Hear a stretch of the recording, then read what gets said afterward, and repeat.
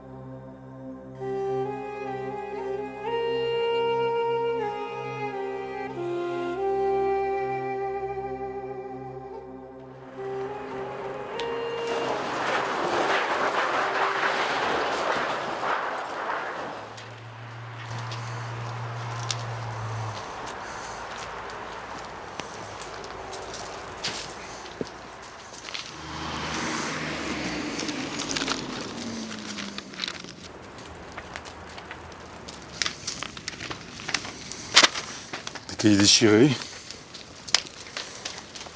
Les tables d'école des enfants dehors. École brûlée, incendiée. Cerceau. C'est terrible, c'est terrible. Depuis qu'on roule depuis 2 ou 3 heures, rempli de maisons brûlées, les Arméniens s'en vont, ne veulent pas laisser leurs maisons, leurs infrastructures aux Azerbaïdjanais, aux Azéris. Donc ils mettent le feu. Ils mettent le feu dans leurs écoles, ils mettent le feu dans leurs maisons, ils mettent le feu dans leurs voitures. Il y a des chiens abandonnés qui sont errants, on en trouve partout, qui sont affamés.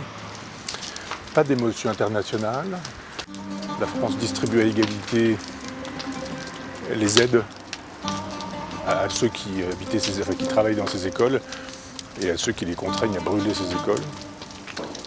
C'est-à-dire la France est du côté des bourreaux et des victimes en même temps. C'est-à-dire dans ces cas-là, on est du côté des bourreaux. La France est du côté des bourreaux.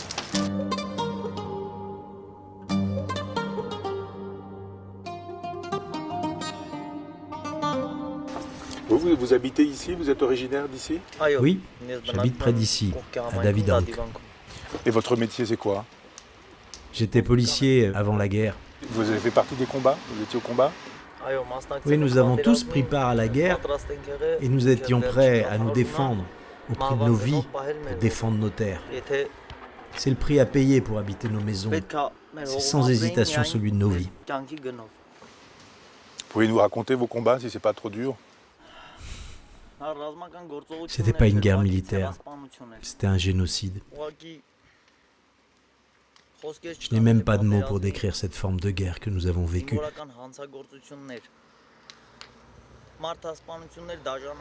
Les policiers civils étaient impunément visés. La petite Arménie, le petit Artsakh ont dû faire face aux attaques des puissances les plus barbares.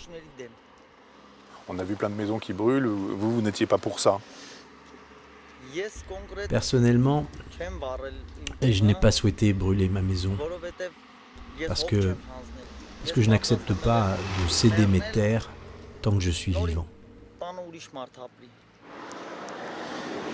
Donc vous allez continuer à habiter votre maison? Oui, je vais continuer à habiter mes terres, ma maison, jusqu'à mon dernier souffle, jusqu'à mon dernier espoir. Mais vous comprenez qu'on ait pu quand même brûler des maisons, brûler les écoles? Oui, bien sûr, je comprends. Je comprends cette décision des habitants de cette terre qui habitent ici depuis toujours. C'est une souffrance indescriptible d'être chassé de sa maison quand on a été prêt à se battre pour sauver ses terres et d'un jour à l'autre, comme ça, de devoir céder les efforts de toute une vie aux mains de nos ennemis, des terroristes, des Azéris.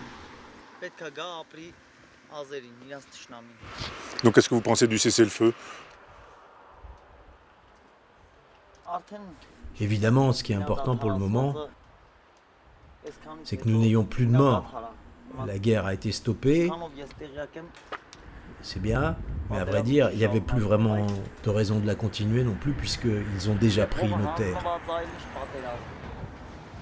Et qu'est-ce que vous pensez des Russes qui ont arrêté, qui ont empêché la catastrophe d'une certaine manière? Évidemment, face à l'immense tristesse qui nous a envahis tous, d'avoir eu tant d'amis, de petits frères, d'enfants, de pères, tombés au combat, évidemment, nous ne pouvons que remercier les Russes d'avoir arrêté ces massacres. Vous êtes marié vous-même, si vous me permettez des questions privées, vous êtes marié, vous êtes père de famille? Oui, je suis marié, j'ai 2 enfants, 2 garçons. Et vos garçons sont toujours là? Ils sont restés ici? Mes fils, vous savez, sont encore très petits. L'un a 5 ans et l'autre a 3 ans. Alors dès que nous avons compris et vu que les Azéris étaient capables de pointer leurs armes, non seulement sur les militaires, mais surtout et volontairement sur les civils, on a décidé d'amener mes enfants et mon épouse en Arménie et de les mettre tous à l'abri de ces comportements absolument horribles de l'ennemi.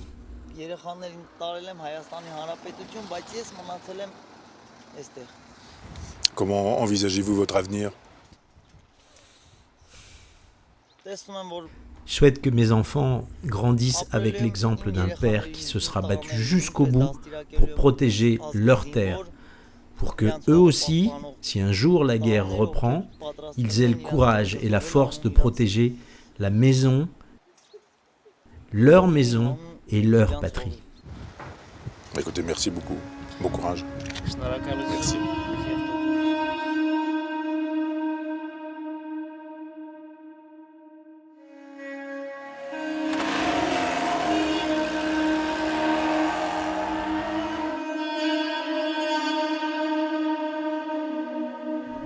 On est sur le territoire convoité l'Adsark et on voit des maisons qui ont été abandonnées par des gens. Un petit peu plus loin, une maison qui brûle, qui a brûlé. On voit qu'elle est encore dans la fumée, se consume encore. Puis ici, avec des gens qui ont probablement de l'humour et qui ont écrit sur le mur « Ne pas abîmer, nous allons revenir ». J'espère bien sûr que les gens qui vont s'installer là ne vont pas détruire cette maison aussi, ne vont pas l'abîmer. Ils vont de toute façon l'occuper, ça c'est sûr. Et une grande marque d'espoir, l'idée qu'on puisse partir en disant « je reviendrai ». Et c'est ce qui fait aussi la grandeur de ce peuple.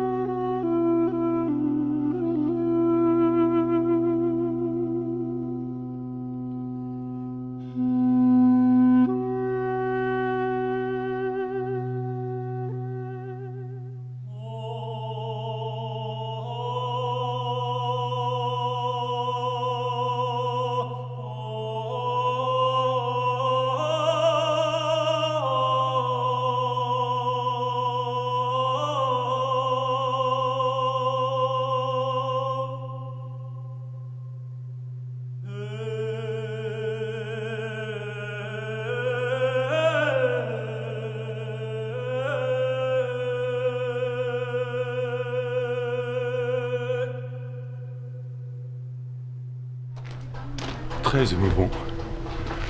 Plusieurs titres. D'abord, c'est l'une des plus belles églises, des plus vieilles, mais des plus belles aussi. Belle et par son ancienneté, belle par son esthétique aussi. Une espèce de pureté extraordinaire. Et en même temps, ce qui est très émouvant, c'est la piété, qui est contemporaine depuis des siècles.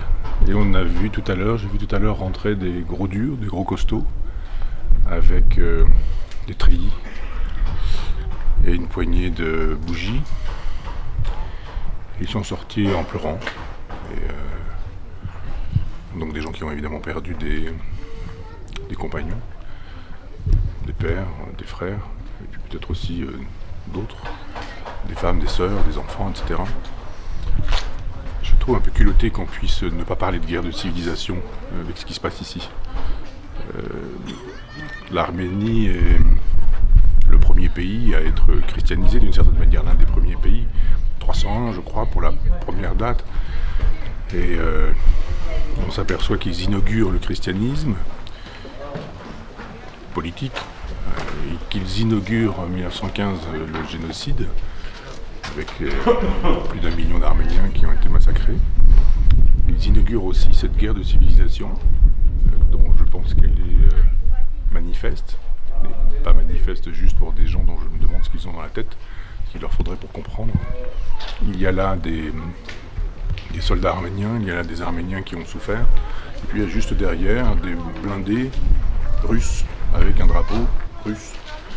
Donc on peut penser tout ce qu'on veut de la Russie, de Poutine, le pire, comme c'est souvent bienvenu en France, n'empêche que celui qui défend l'Occident chrétien, judéo-chrétien, c'est Poutine, c'est pas Erdogan. Et si effectivement il est intervenu comme il est intervenu pour empêcher que le Karabakh devienne franchement azéri, c'est-à-dire franchement musulman, c'est-à-dire qu'il soit proprement déchristianisé, et effectivement il est intervenu un peu comme dans la fable de La Fontaine, l'huître et le plaideur.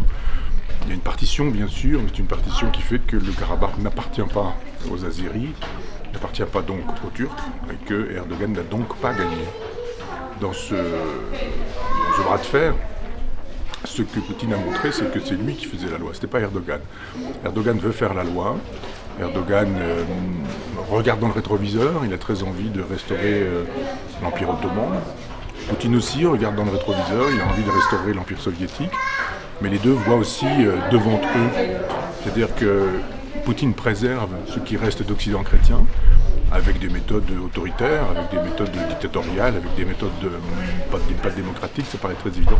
Mais il y a aussi en face des gens qui ne sont pas des démocrates non plus, qui sont des autoritaires, qui sont des gens qui se moquent aussi des droits de l'homme, et qui veulent instaurer la charia dans un maximum de pays, dont l'Arménie, mais dont la France aussi, c'est-à-dire les combats qui se font un peu partout en Europe et qui supposent le terrorisme, sont des combats qui sont parents de cela. C'est-à-dire qu'ici, il y a une spiritualité, c'est la mienne, je suis athée, je ne suis toujours pas en recherche d'une religion, je dis simplement que nous sommes fabriqués par le judéo-christianisme, et ici c'est un berceau, c'est le berceau du judéo-christianisme, et je vois bien que ce que l'attaque de symbolique, ce que le désir guerrier de conquérir a de symbolique ici, dans cette guerre de religion qui continue, ne reprend pas mais qui continue, moins à bas bruit, beaucoup plus visiblement aujourd'hui, et ce lieu est très émouvant parce que quand on voit ces militaires en treillis sortir en pleurs, on se dit qu'il se passe ici quelque chose de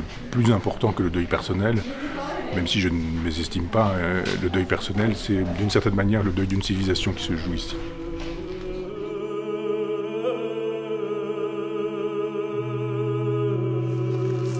Donc la crainte, c'est que des œuvres d'art soient détruites, des pierres tombales également. Oui, il y a toujours cette crainte, car si l'ennemi arrive jusqu'ici, il voudra évidemment montrer sa victoire en détruisant notre patrimoine. Donc vous avez préservé, vous avez ôté et préservé les œuvres d'art. Nous avons déplacé une partie, une petite partie. Les pierres de croix, par exemple, ont été déplacées pour les protéger. Mais le vrai souci et la vraie question est comment pouvons-nous déplacer la valeur spirituelle qu'ont ces églises? C'est cela notre principal problème. Est-ce que vous parlez d'une guerre de civilisation? Vous savez, nous pourrions parler de guerre de civilisation si nous avions deux civilisations qui se confrontaient. Or, en face de nous, nous avons des barbares. Je n'ai absolument aucun doute sur le fait qu'ils souhaitent volontairement détruire notre culture, notre histoire. Ici, nous éduquons des jeunes générations à ne pas tuer, ne pas voler, à aider son prochain. Quant à eux, ils enseignent à leurs enfants que les Arméniens et les chrétiens sont des ennemis, qu'il faut les tuer. Que le monde entier ait le courage de reconnaître qu'ici, depuis des millénaires, les Arméniens ont toujours été présents. Si qui que ce soit a un doute, pourquoi ne pas créer un groupe avec des chrétiens, des musulmans, qui se rassembleraient ici et viendraient régler le problème sur place?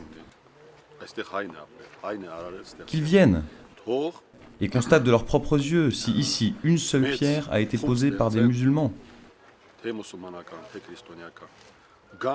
Aujourd'hui, si l'Azerbaïdjan affirme que l'habit que je porte est blanc, demain, le monde entier va dire qu'il est blanc.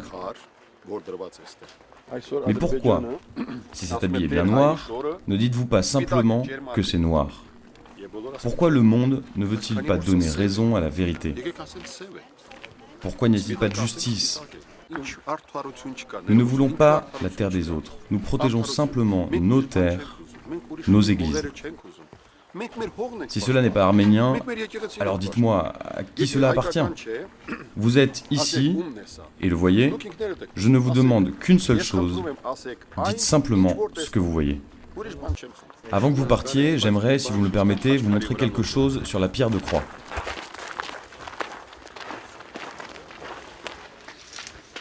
Nous avons ici une pierre de croix. Regardez, c'est écrit en arménien. C'est une pièce très ancienne. Cela se voit à l'œil nu. Regardez, je vais vous expliquer. Je veux simplement vous montrer quelque chose. C'est l'année de construction, 1181. C'est une notation par lettres anciennes. 1181. Maintenant, dites-moi, à cette époque, existait-il même le mot Azerbaïdjan? Maintenant, il crie sur tous les toits, c'est à nous, cela nous a toujours appartenu. Cette seule preuve n'est-elle pas suffisante, simplement, pour nous rendre justice? Ceci n'est-il pas un témoignage suffisant pour nous donner raison? Qu'ils viennent et nous montrent quoi que ce soit leur appartenant ici. Pourquoi ne pouvons-nous pas simplement vivre dans la vérité? Ceci est notre sceau, le sceau des Arméniens, nos églises, nos monastères et nos pierres de croix. Qu'ils viennent et nous montrent une seule chose qui leur appartient avec des preuves historiques. Moi, ici, j'ai la preuve avec ces dates. 1181. S'il me prouve quoi que ce soit, je m'inclinerai et je partirai. Je vous le demande sincèrement, partagez ces informations et ceux qui ne nous croient pas qu'ils viennent constater par eux-mêmes.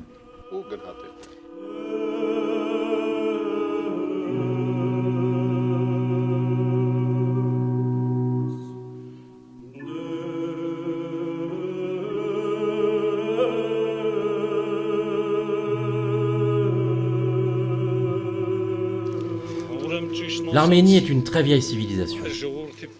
Elle a été le premier pays à adopter le christianisme comme religion d'État. Aujourd'hui, nous sommes ici devant un édifice saint qui a une histoire de plus de 1000 ans. L'histoire globale de l'Azerbaïdjan a à peine 100 ans et nous comprenons que notre seule faute est d'être nés arméniens et d'être moins nombreux qu'eux. Je prie, et nous prions tous Dieu, avec la conviction que bientôt, nous reviendrons sur nos terres. Gloire à Dieu.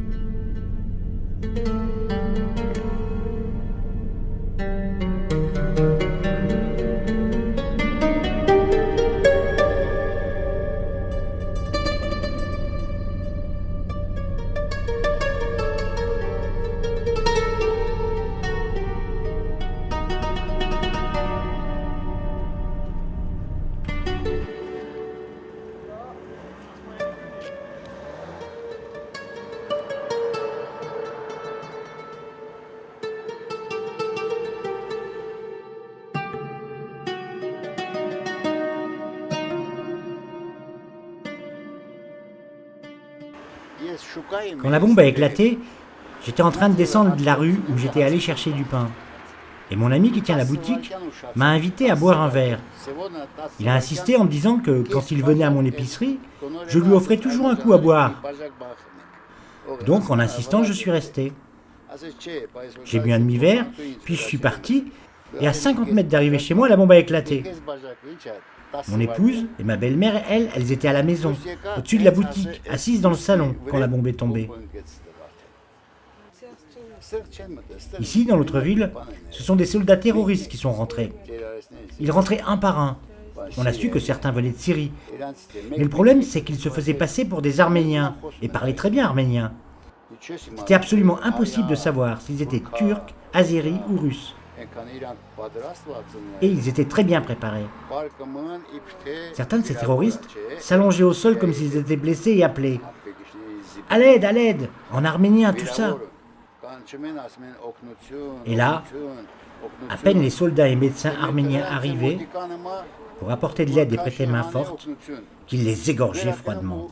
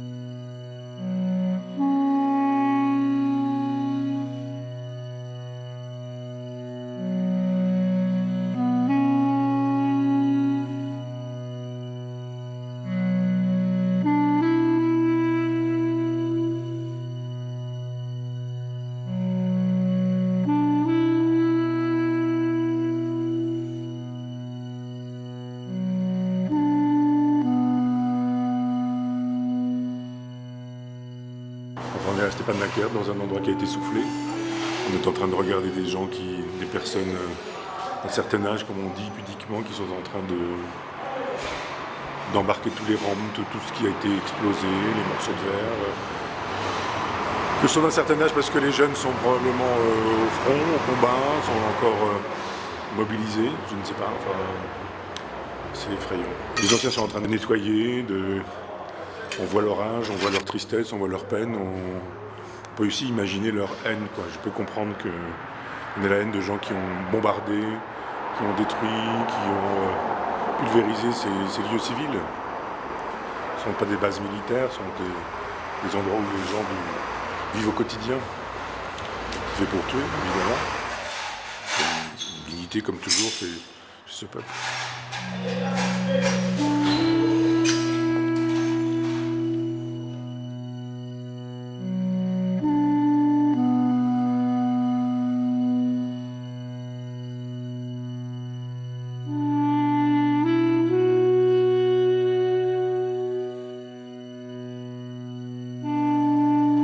L'éternel retour des choses, c'est-à-dire que vraiment, les guerres, tout le temps, en permanence, tuer des gens, des civils, des morceaux de terre,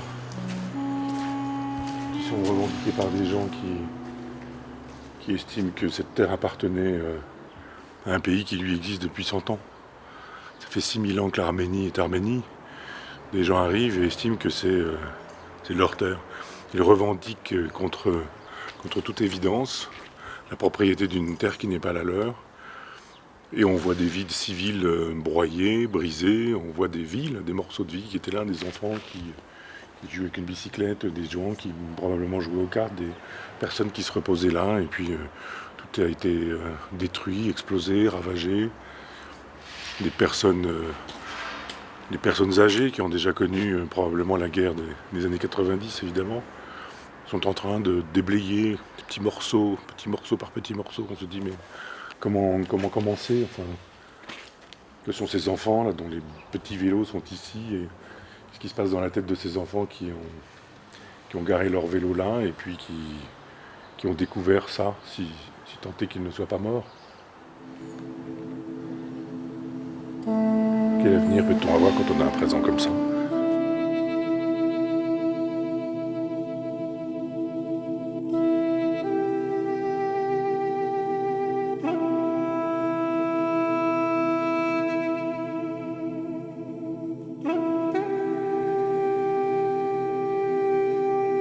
On voit à peu près dans toutes les rues des voitures qui sont explosées ou des impacts sur les murs comme des mitrailles, quoi.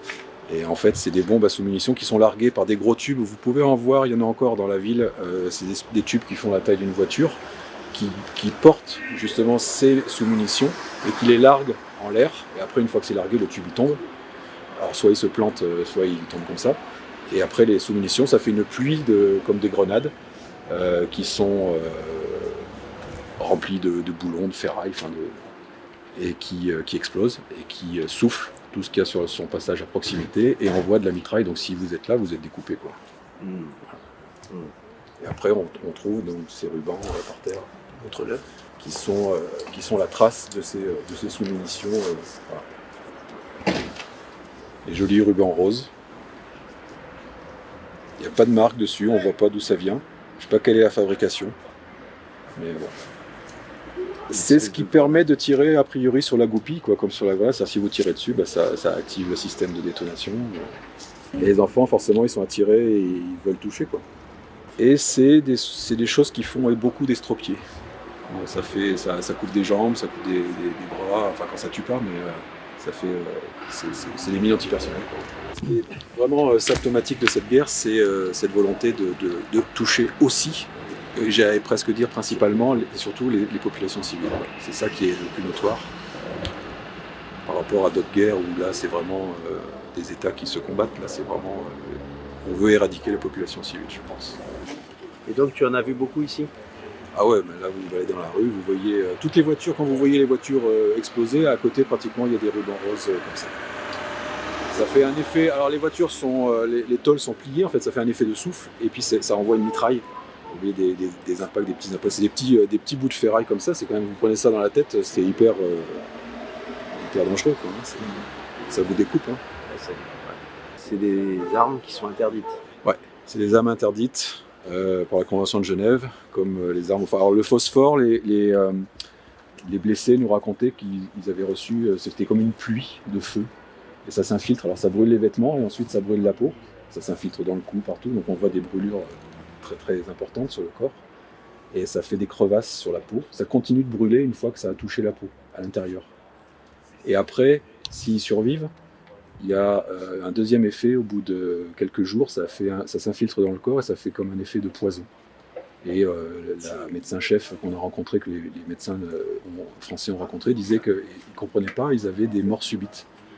Une semaine, 10 jours après avoir pris les patients qui survivaient à leur brûlure petit à petit, ils avaient un arrêt cardiaque, ils avaient mort subite. Donc c'est vraiment un effet secondaire. Et il y a eu beaucoup de témoignages de médecins là-dessus. Oui, on a fait une vidéo sur une équipe de médecins français de l'AP-HP qui venait par le biais du Quai d'Orsay, qui avait envoyé ça, dont un spécialiste chirurgien, plasticien, spécialiste des grands brûlés, qui authentifiait le fait que ces brûlures il n'y avait pas de doute, c'était des brûlures au phosphore.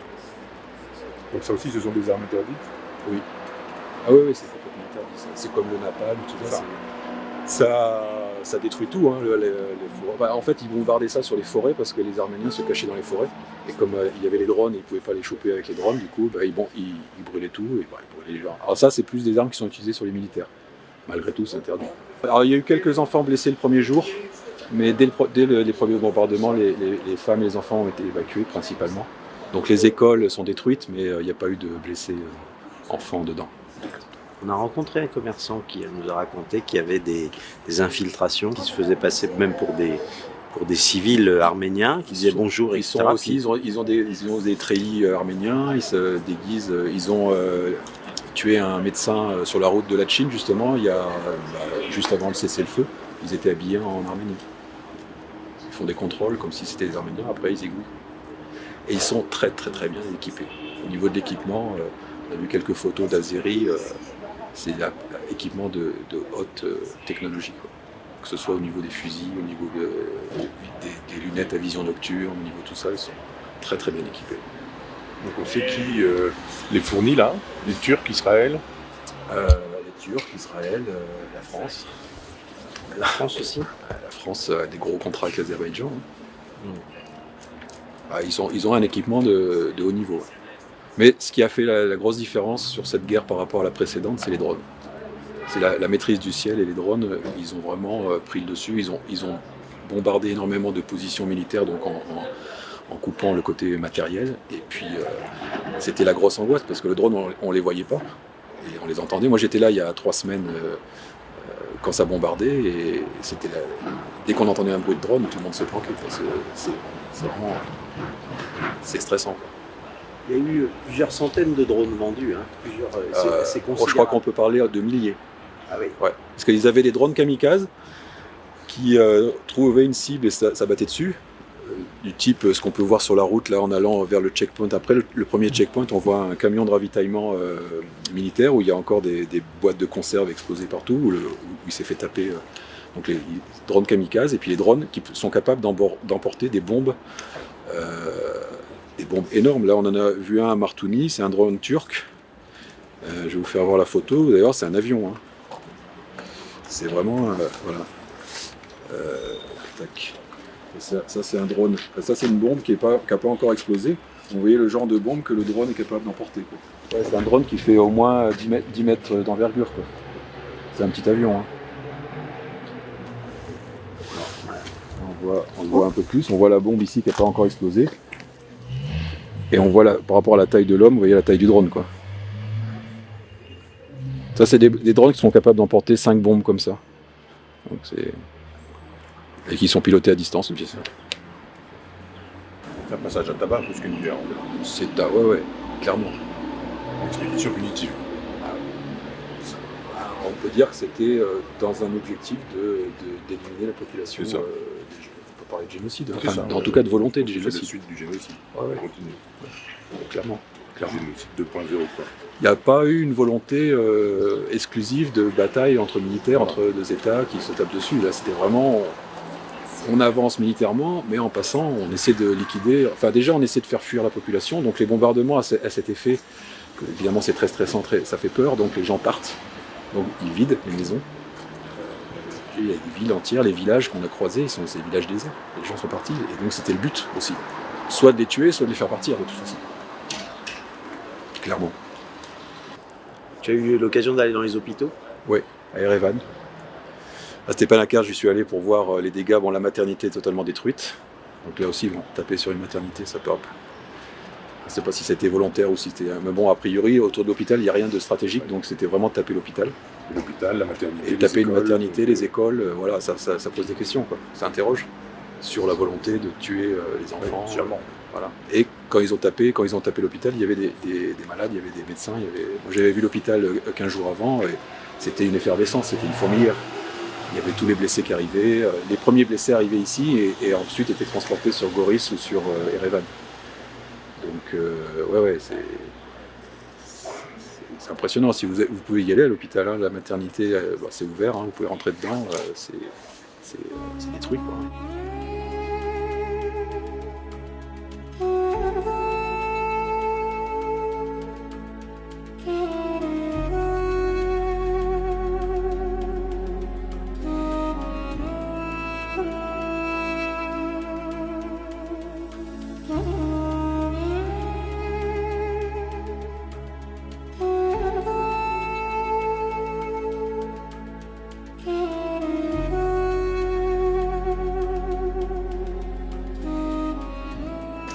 Voilà Michel, j'ai vu comme ça la plupart des véhicules qui ont été brûlés sur la route, un peu de partout qu'on trouve. Viens voir. Ils sont touchés par des missiles qui sont téléguidés à distance. Et là, la plupart, ils sont touchés là. Il n'y a pas moyen d'échapper à ça. Et en plus, ils ont tellement de drones qu'ils se permettent même de tirer des véhicules ordinaires, c'est-à-dire avec 1 ou 2 passagers dedans, qui s'attaquent avec des gros camions de transport, de munitions ou d'approvisionnement.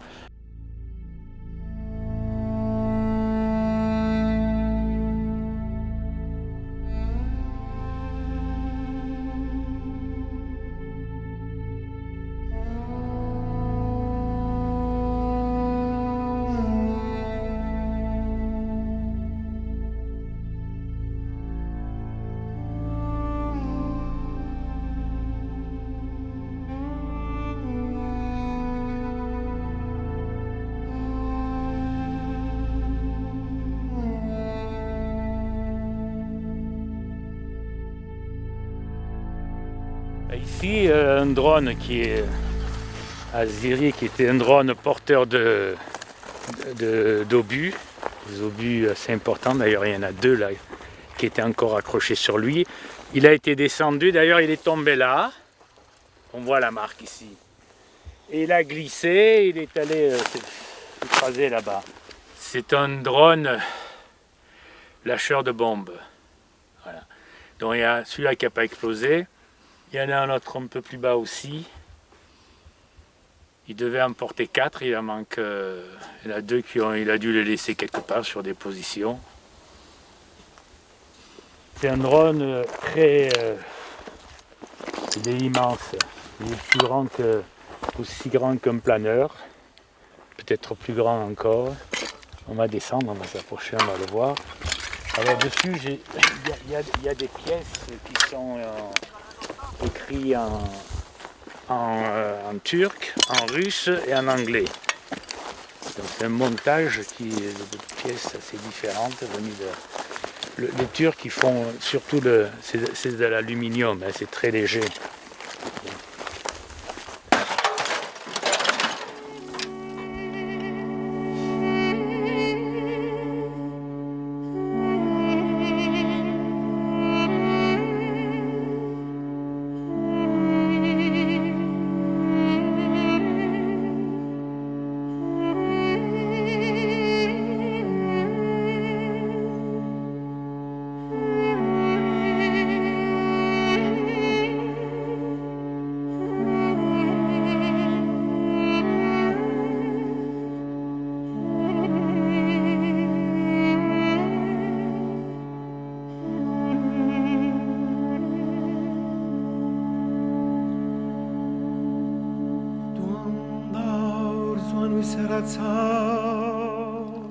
Il n'y a pas à être surpris que les troupes azéries aient réussi à avancer jusqu'ici. Comment une si petite nation peut-elle se battre contre deux des plus riches et puissants pays, dont le second est membre de l'OTAN? Nous ne pouvions pas gagner, mais s'ils reviennent, nous nous battrons à nouveau pour défendre nos terres. Au début, ils ont attaqué nos bases, et puis après, ils attaquaient par les airs, ce qui ne nous laissait aucune chance de nous défendre ou encore moins de riposter. Tout venait des airs, c'était impossible de riposter. Nous utilisions nos munitions dans le vide et nos recharges s'épuisaient à toute vitesse. Il est clair que nous n'avions pas l'armement pour nous défendre et encore moins pour riposter. Nous sommes restés debout devant nos maisons avec juste notre courage. Dans le village de Taravart, qui se trouve en face, les 2/3 ont été pris par l'Azerbaïdjan et le reste est aux Arméniens. Nous avons essayé et espéré pouvoir garder au moins sous notre contrôle le cimetière de la ville, car nous savons qu'ils le détruiront. Il reste quelques habitants arméniens, nous et quelques autres hommes.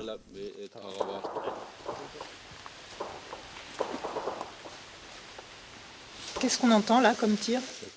Ce sont des coups de feu des deux camps. En fait, ils nous attaquent, car pour le moment, comme les frontières ne sont pas encore bien délimitées, ils cherchent à gagner du terrain. Ils violent sans cesse le cessez-le-feu, en permanence. Par exemple, depuis ce matin, ils gagnent du terrain en tirant.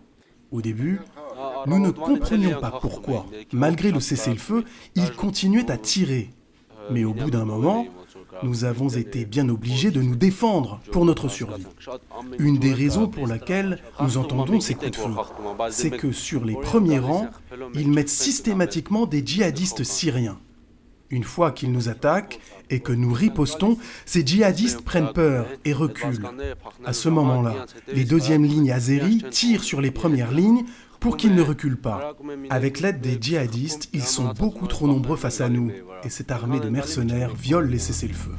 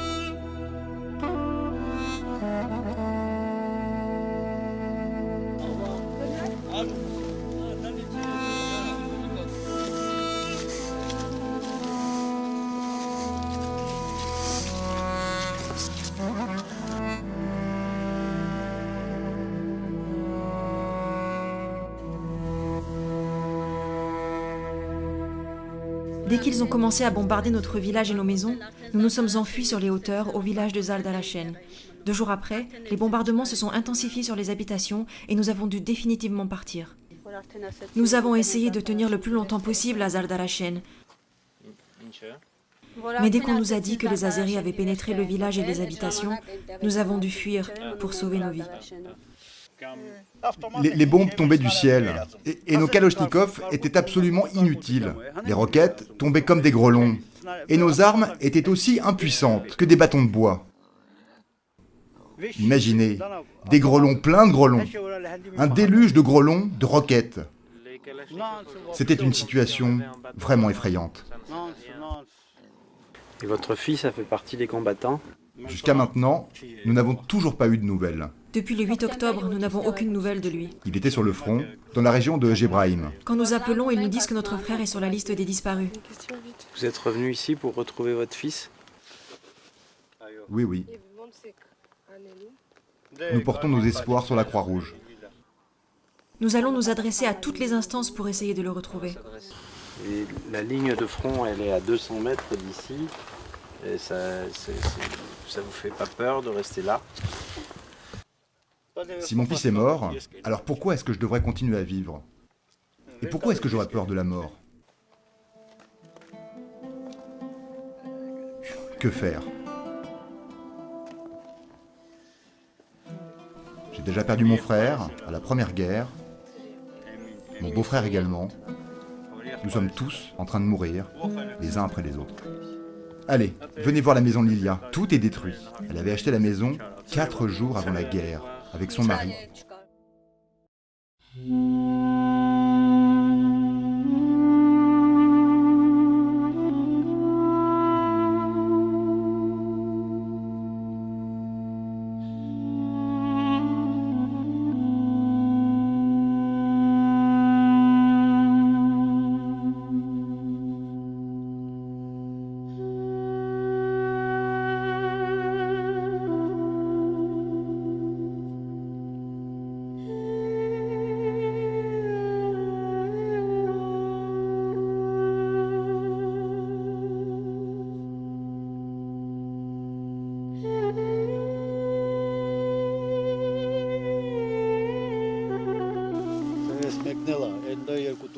Ce n'est pas la seule maison. Ce n'est pas la seule maison qui a subi des dégâts. Il y en a à gauche, il y en a à droite. Une autre maison un peu plus loin qui a été brûlée. Mais là, c'est sciemment. Enfin, ils ciblent des maisons comme ça ou...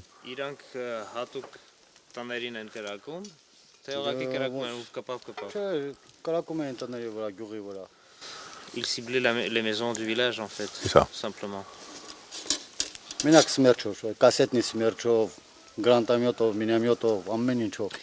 C'était pas que avec des roquettes Smerch, mais c'était également des bombes à sous-munitions, c'était encore des lance-roquettes aussi qui étaient utilisées contre le village.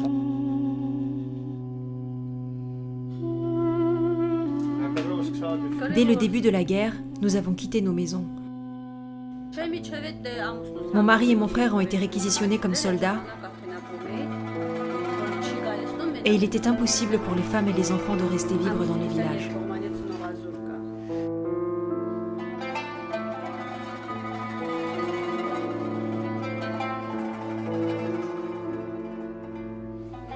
Je ne sais vraiment pas comment nous allons faire. Nous devons continuer à payer l'emprunt, mais à quoi bon? Que pouvons-nous espérer ici?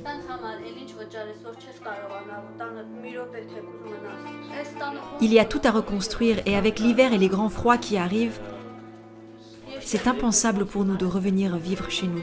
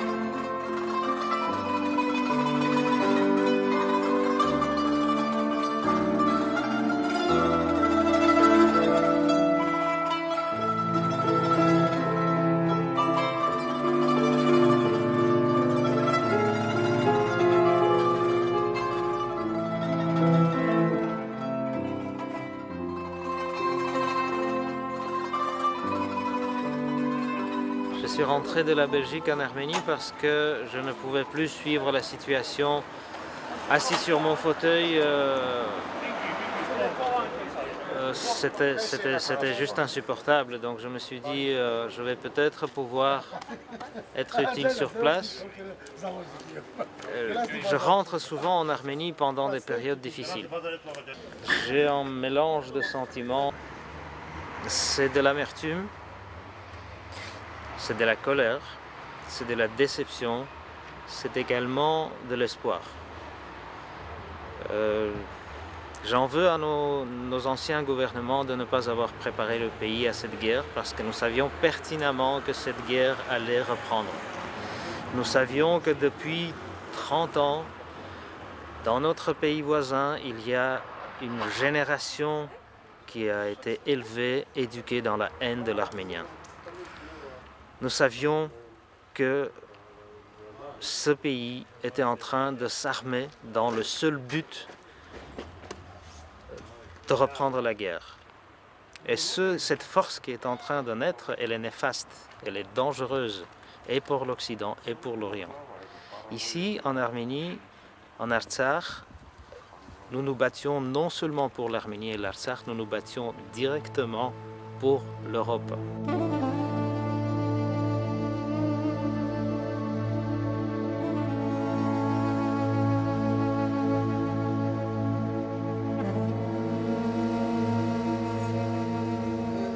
Je suis le lieutenant Avakian Meri. Je suis en service ici depuis le mois de mai et n'ai pas bougé depuis que la guerre a éclaté en septembre. Quand les premiers assauts ont commencé, nous savions que cela arriverait un jour, mais nous ne pensions pas que cela allait se déclarer si tôt. En tant que militaire et gardienne de la nation, mon rôle, comme tous mes collègues des plus petits rangs aux plus élevés, est de protéger notre peuple et nos terres. Pour le moment, nous n'avons pas réussi, mais les choses ne s'arrêteront pas ici. Alors quelle est son hypothèse? Comment est-ce que ça peut se terminer? Cela se terminera bien. Le bien finit toujours par être victorieux sur le mal et nous gagnerons. Nous avons eu le cœur réchauffé par des volontaires qui nous ont aidés, des femmes notamment, qui sont venues comme infirmières pour nous prêter main forte. Nous avons un adage chez nous qui dit « Un lion est un lion », peu importe que ce soit un mâle ou une femelle. Alors elle pense qu'il faut reprendre le combat militaire pour reconquérir les terres perdues? Pour le moment, nous ne sommes pas en capacité de reprendre le combat. Les pertes sont très grandes et les blessés sont trop nombreux. Mais nous devons nous rassembler et il va nous falloir du temps pour nous reconstruire. Vous pensez que le courage suffira pour inverser les choses? Le courage, oui, à 100%. Le courage est plus fort. Nous disons que celui qui ne prend pas de risque ne boit pas de champagne. Alors vous allez gagner. Nous avons déjà gagné. Vous n'avez jamais eu peur de vous retrouver prisonnier par des Aziris quand on voit ce qu'ils sont capables de faire? À vrai dire, maintenant, cela me laisse de marbre. Et ce sentiment de peur a disparu. Mais j'y ai pensé et j'y pense. Malgré tout, sachant de quoi ils sont capables, je me garde toujours la dernière balle.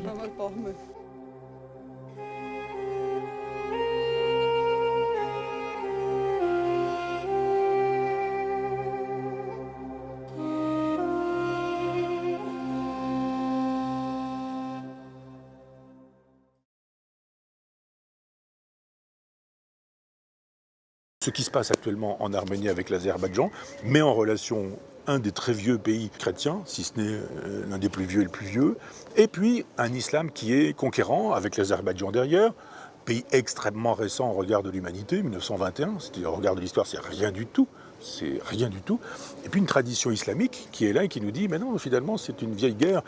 Et quand on regarde, c'est une guerre qui date du 7e siècle de notre ère. Quand on regarde l'histoire, on se dit, mais dans ces conquêtes djihadistes, il y a eu à un moment donné le génocide arménien. Et hélas, il y a aujourd'hui quelque chose qui ressemble étrangement au retour de ce génocide qui n'aurait pas été terminé. Regardez comment Huntington avait raison quand il nous disait qu'il y avait des blocs de civilisation, que ces blocs de civilisation c'était des religions, et que ces blocs de religions étaient en conflit depuis qu'elles existaient. C'est-à-dire judaïsme, christianisme, islam, c'est quand même beaucoup des problèmes de la planète. Et pourquoi cette tectonique des plaques? Évidemment, à Paris, on ne pense pas en termes de tectonique des plaques, puisqu'on pense en robespierriste, de Robespierre à Sartre, on pense exactement la même chose. On se dit, eh bien, la visibilité, elle est ici. Ce qui advient en Arménie, grand petit pays, comme je dis souvent, c'est très exactement ce qui advient à l'Europe occidentale, c'est ce qui advient au judéo-christianisme. Et quand ici, il y a un professeur décapité dans la rue parce qu'il a enseigné la liberté de conscience, la liberté d'expression, etc., et que là, il y a un peuple qu'on massacre, c'est pas une guerre.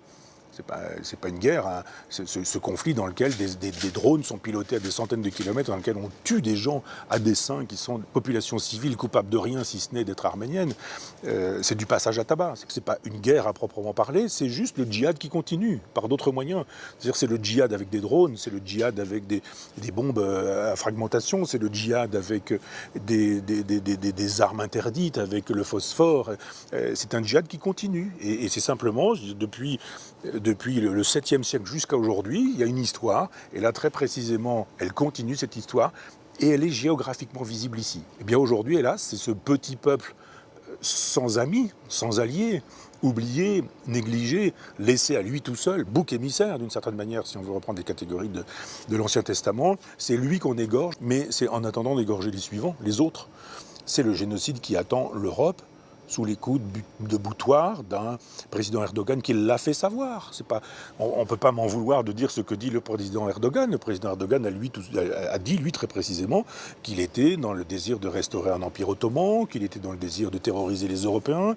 Il nous a fait savoir que notre chef de l'État était un malade mental. Il nous a fait savoir qu'il avait les moyens d'envahir l'Europe avec les migrants qu'il pourrait lâcher. Il a fait savoir qu'il ne le faisait pas tant que l'Europe le paierait. Il a fait savoir que nous étions un pays de décadents. Enfin, il donne suffisamment de signes pour qu'on sache qu'effectivement, il nous a déclaré la guerre. Et si nous ne protégeons pas l'Arménie, c'est nous que nous ne protégeons pas. Notre civilisation ne doit pas permettre ce qui en rend possible la destruction. Ce que l'on a vu en Arménie, en Artsakh, c'est très précisément ce que c'est que la destruction d'une civilisation. Nous ne voulons pas que cette civilisation soit détruite, que ce que nous avons vu dans ces villages soit ce que nous voyons dans nos villages. Il en est encore temps.